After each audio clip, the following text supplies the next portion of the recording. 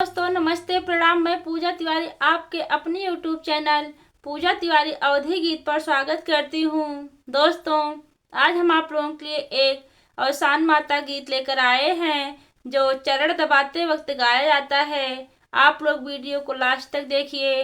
पसंद आए तो लाइक सब्सक्राइब शेयर और कमेंट जरूर कीजिएगा।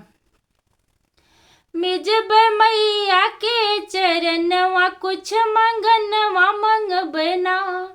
मिजब मैया के चरणवा कुछ मंगनवा मंगबना। सड़िया मंगब चूड़िया और गहनवा मंगबना। और गहनवा मंगबना।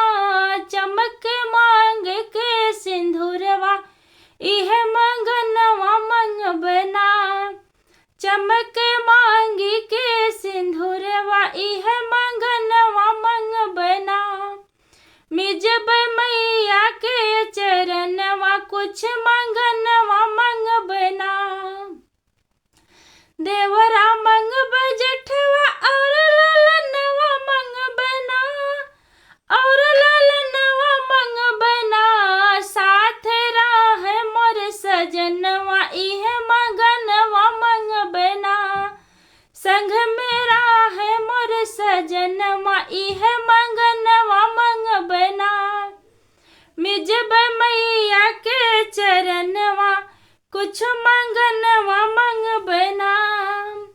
धन मंगबे दौलतिया और खजनवा मंगबना। और खजनवा मंगबना। बनल रहे मोर सम्मनवा इह मंगनवा मंगबना।